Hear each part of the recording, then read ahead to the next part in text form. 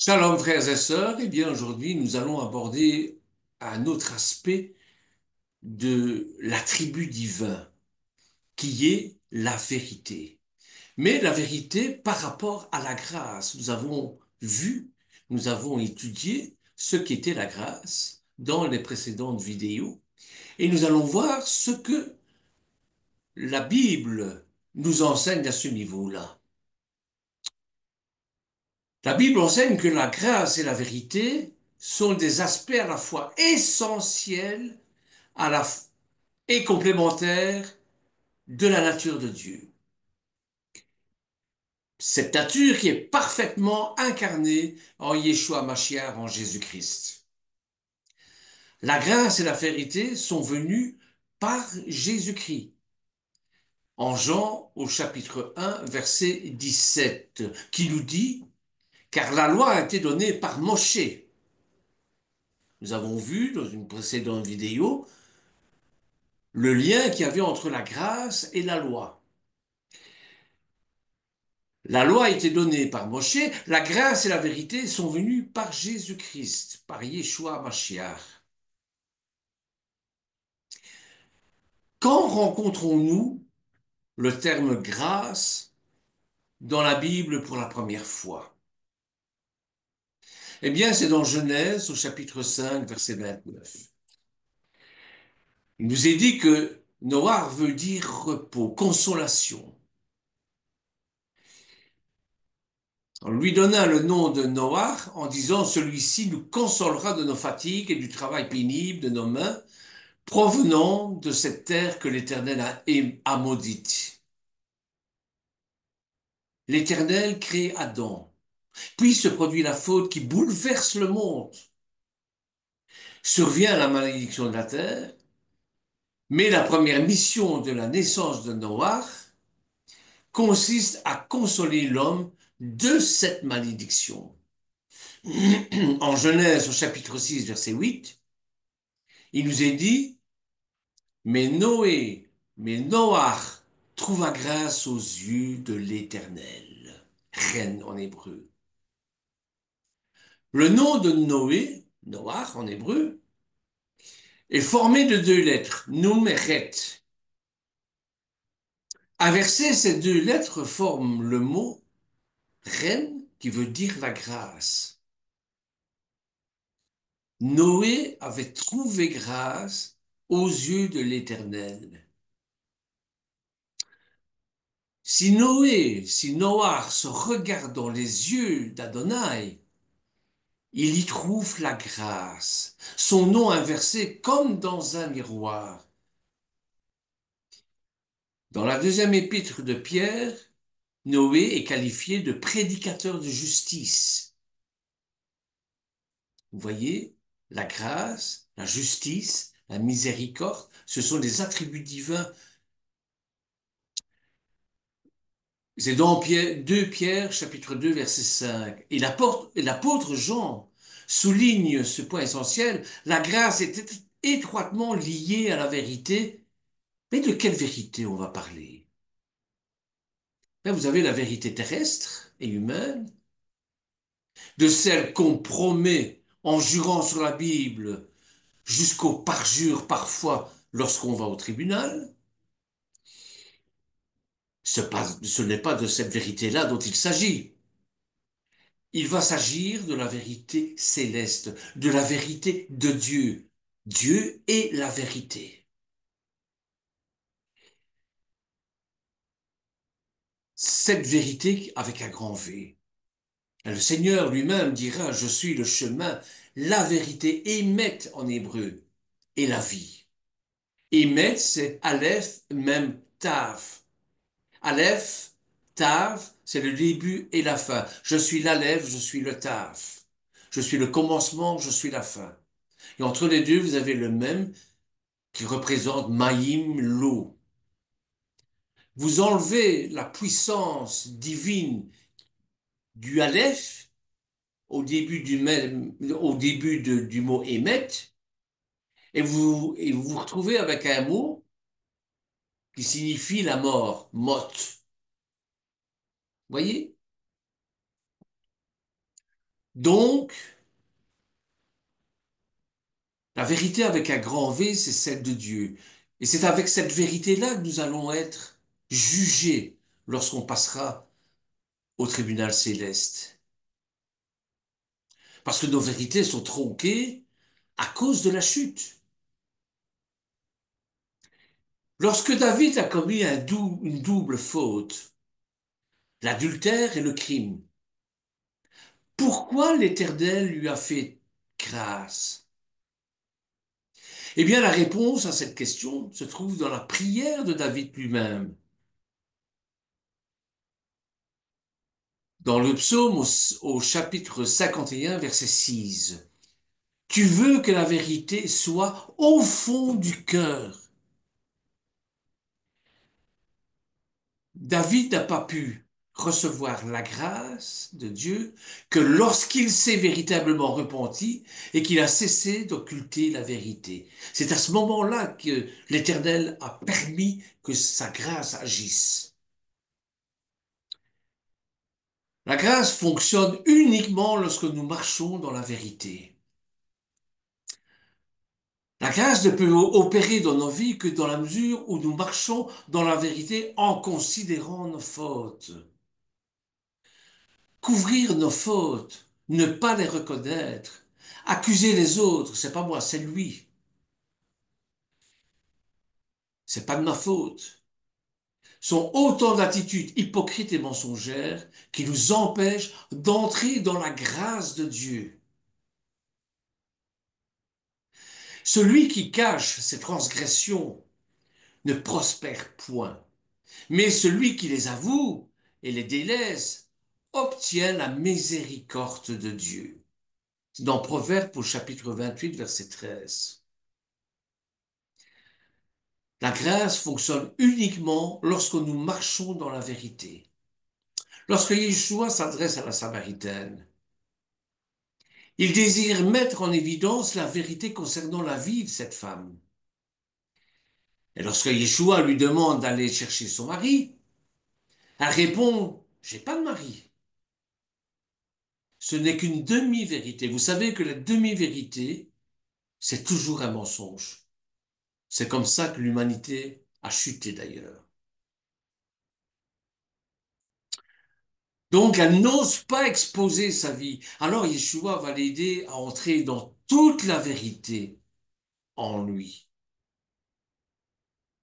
Il va lui dire, tu as 5 maris et celui avec lequel tu es n'est pas ton mari. Ça, c'est la vérité. Ayant accepté cette vérité, cette femme va expérimenter la grâce. Elle dira alors, venez voir un homme qui m'a dit tout ce que j'ai fait.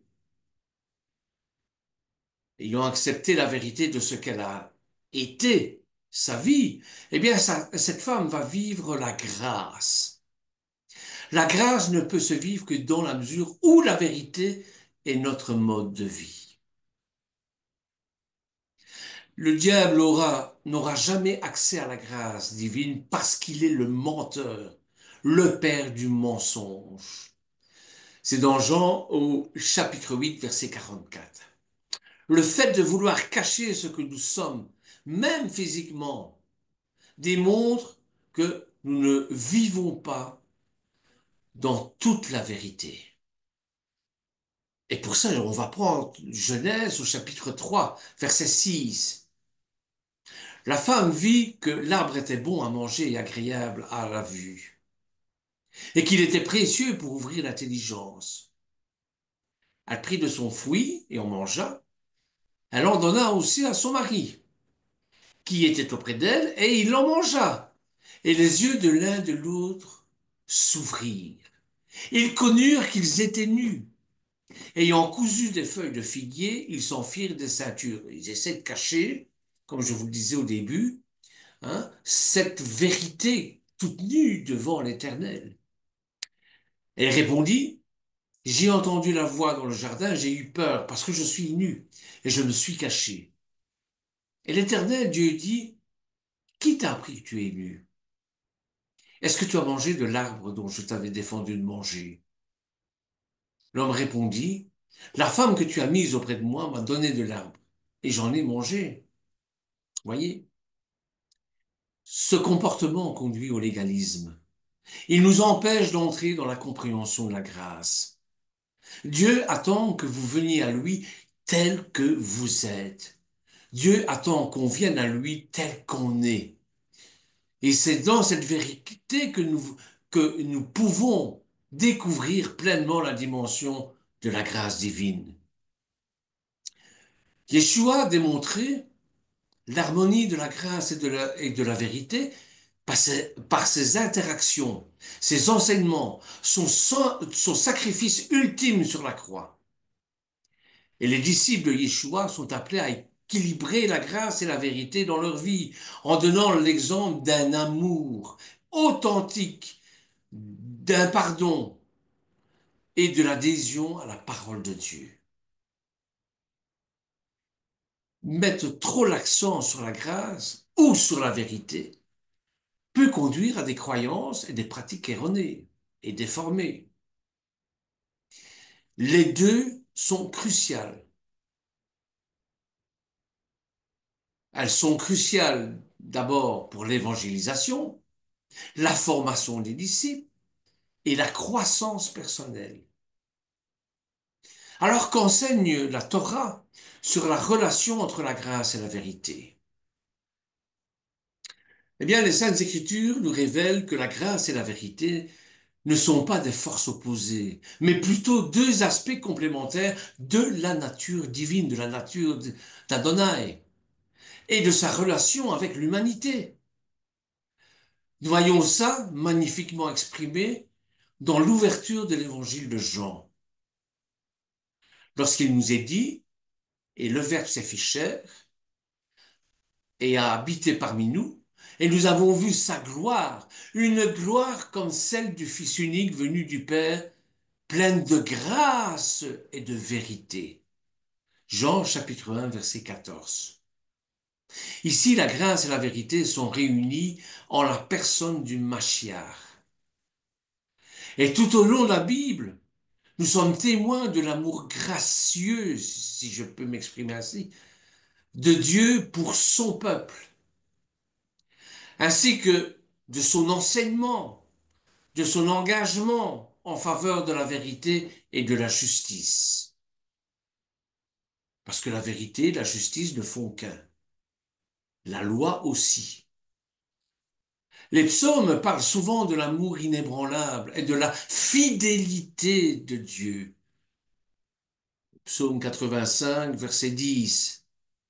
Annonçant sa bonté miséricordieuse à sa vérité inébranlable. Dans l'Ancienne Alliance, nous voyons la grâce de Dieu s'étendre à Israël malgré ses fréquentes infidélités, mais toujours avec des appels à revenir à la vérité de son alliance, la Brite. Dans la Nouvelle Alliance, l'éclairage se fait davantage sur cette relation. Paul va écrire que la loi a été donnée par Moshe et la grâce et la vérité sont venues par Yeshua en Mashiach. Donc j'ai commencé mon étude qui vient de Jean au chapitre 1 verset 17. Ça signifie que l'ancienne alliance manquait de grâce ou de, et que le Nouveau Testament abonde de vérité. Mais non, pas du tout. Au contraire, en Christ, en Mashiach, en Yeshua, nous voyons l'union parfaite de l'amour gracieux de Dieu et de sa vérité éternelle, émet en hébreu. La grâce, dans la compréhension biblique, est la faveur non méritée de Dieu à son égard. Son amour et sa bonté que nous ne méritons même pas. La seule chose que nous méritons, je le répète, c'est la mort. La vérité, quant à elle, est la réalité de qui est Dieu, de qui nous sommes et de la façon dont nous sommes appelés à vivre à la lumière de la révélation. La Bible nous enseigne que nous avons besoin des deux. Nous avons besoin de la grâce pour restaurer notre relation brisée avec Dieu par la faute et la vérité pour nous guider dans cette relation. Comment Yeshua a-t-il parfaitement incarné la grâce et la vérité? Eh bien, en Yeshua, nous voyons l'incarnation parfaite de la grâce et de la vérité, non pas comme des concepts abstraits, non, mais comme une réalité vivante qui respire. Chaque parole, chaque action de notre Seigneur démontre la belle harmonie entre la volonté de Dieu et ses vérités éternelles. Réfléchissons à la façon dont Yeshua a abordé les personnes marginalisées,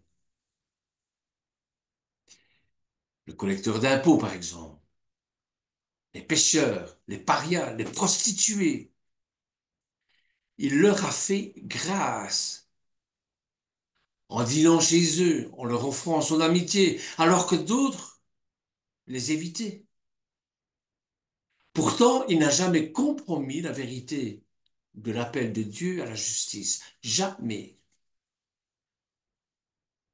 À la femme prise en flagrant délit d'adultère, il a fait preuve d'une grâce remarquable en refusant de la condamner, tout en maintenant la vérité, en l'exhortant à aller et ne plus pécher.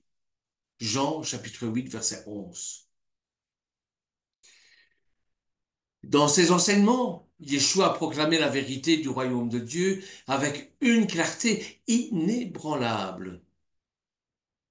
Il n'a pas hésité à confronter l'hypocrisie ou à remettre en question les malentendus concernant la volonté de l'Éternel. Pourtant, ses paroles étaient toujours teintées de grâce. Même dans ses reproches, nous sentons son amour profond et son désir de bien véritable de ceux à qui il s'adresse. La Bessorat Tova, la Brit Hadasha, les évangiles nous montrent un sauveur qui a pleuré avec ceux qui pleuraient, qui a touché et guéri les intouchables, qui a pardonné même à ceux qui l'ont crucifié. C'est une grâce inouïe. En même temps, Yeshua parlait sans détour du péché, du jugement et de la nécessité de se repentir, chose que les églises font de moins en moins. On dirait qu'on a peur d'exhorter les fidèles à se repentir. Il a défendu la vérité de la loi de Dieu tout en révélant sa signification spirituelle plus profonde. Cette union de la grâce et de la vérité n'est peut-être nulle part aussi puissante qu'à la croix.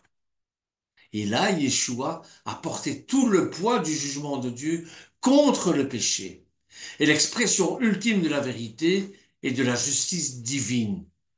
Pourtant, il l'a fait par amour illimité pour nous, en offrant le pardon et la réconciliation à tous ceux qui croient. La manifestation suprême de la grâce, c'est ça. En Yeshua, nous voyons que la grâce et la vérité ne sont pas en tension, mais en parfaite harmonie. Et sa vie montre que la vraie grâce nous conduit toujours à la vérité et que la vérité authentique s'exprime toujours dans la grâce.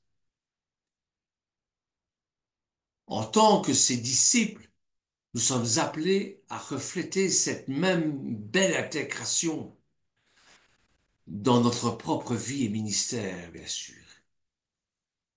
Alors, comment les Talmudim chez Yeshua, comment les disciples de Yeshua peuvent-ils équilibrer la grâce et la vérité dans leur propre vie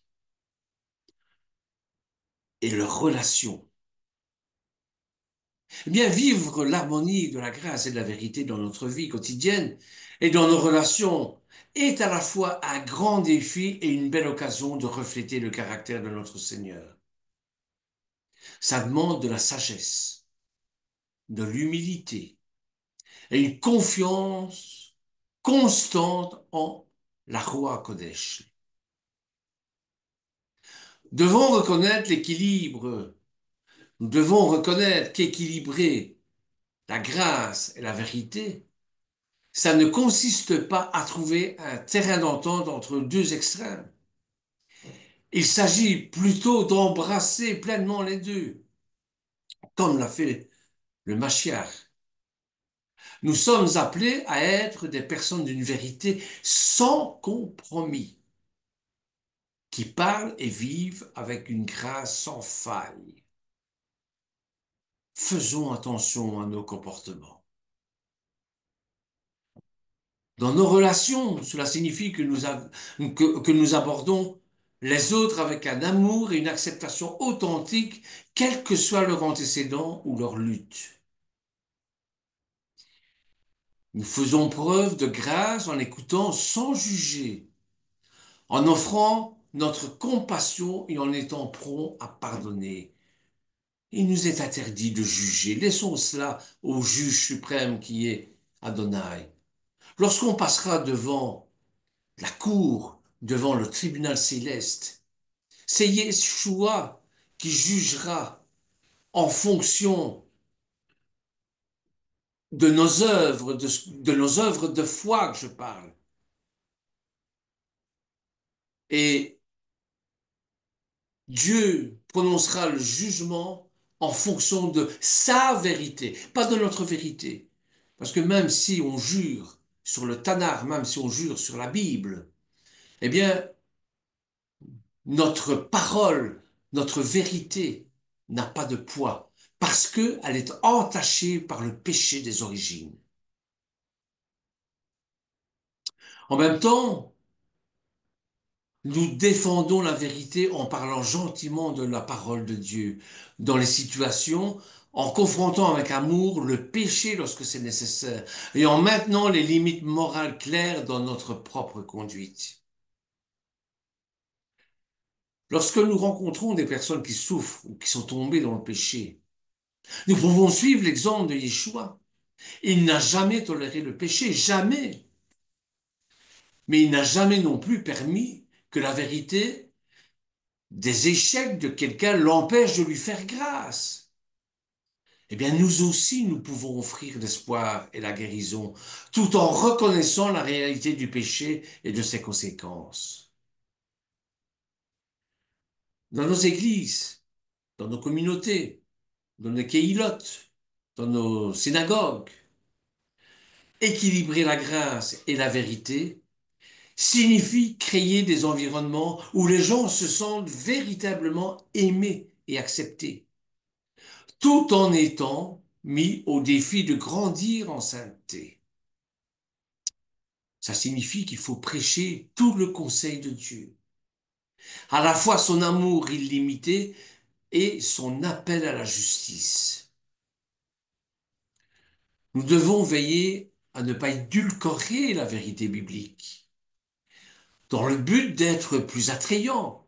Mais nous devons également nous assurer que notre présentation de la vérité est toujours motivée par l'amour. D'un point de vue pratique, nous pouvons cultiver cet équilibre en étudiant régulièrement les Écritures pour approfondir notre compréhension à la fois de la grâce de Dieu et de sa vérité.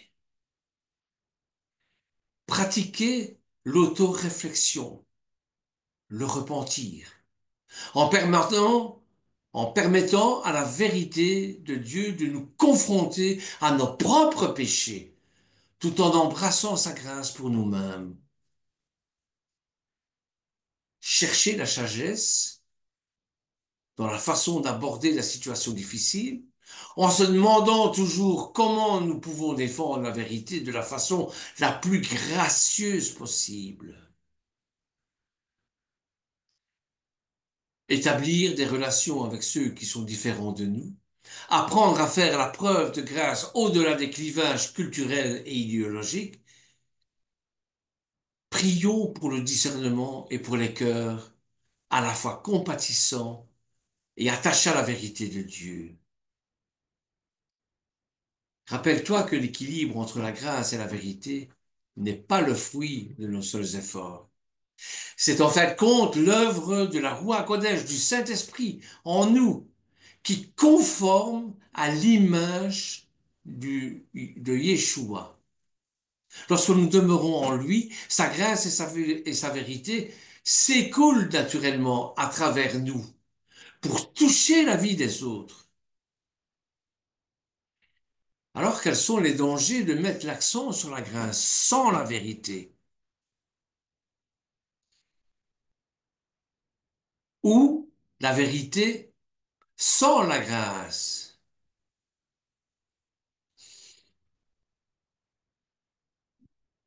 Quels sont les dangers de mettre l'accent d'abord sur la grâce sans la vérité? Eh bien, nous devons être vigilants face à la tentation de séparer ce que Dieu a uni. Une insistance excessive sur la grâce sans la vérité est une insistance sur la vérité sans la grâce, peuvent toutes les deux nous éloigner de la plénitude de l'Évangile et de l'exemple de notre Seigneur Yeshua Mashiach. Lorsque nous mettons l'accent sur la grâce sans la vérité, nous risquons de tomber dans ce qu'on appelle la grâce à bon marché. Le pardon sans le repentir, le baptême sans la discipline de l'Église, la communion sans la confession.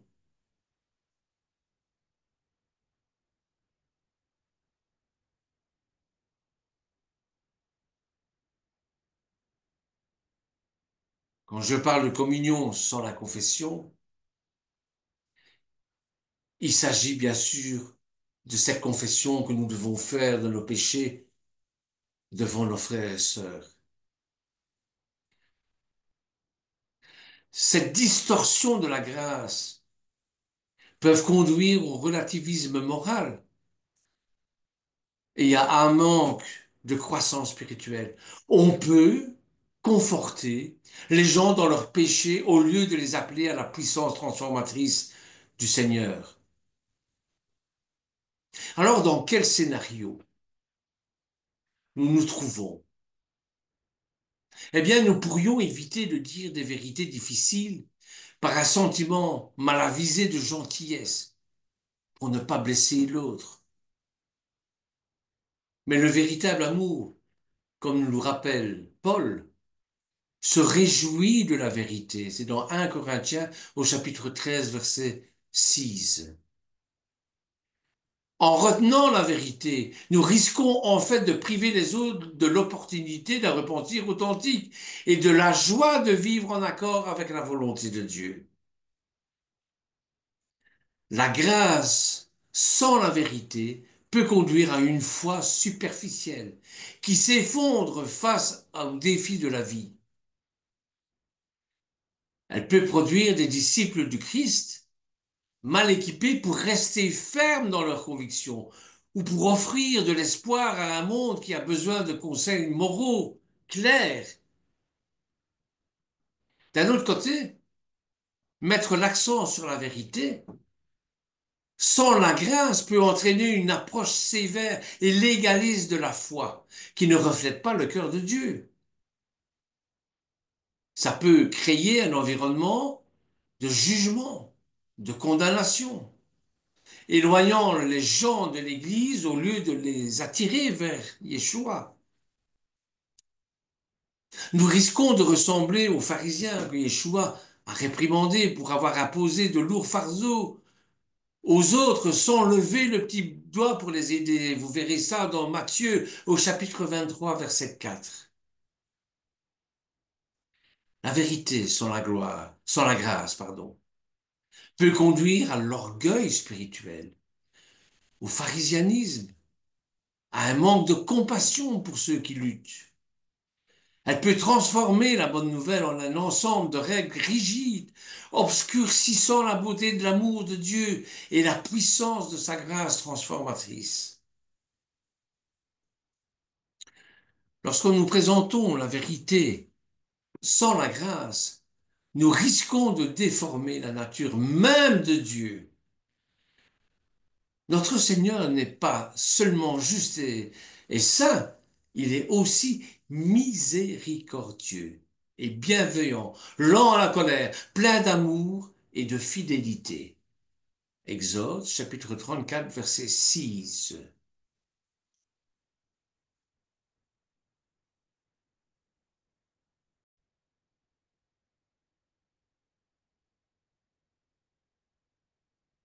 Si nous ne parvenons pas à refléter cet aspect gracieux du caractère de Dieu, nous présentons une image déformée de lui au monde. Et rappelons-nous que l'Évangile, la bride à l'achat, la bonne nouvelle, n'est pas un choix entre grâce ou la vérité, mais l'union entre les deux en la personne de Yeshua Mashiach. Il est venu à nous, plein de grâce et de vérité.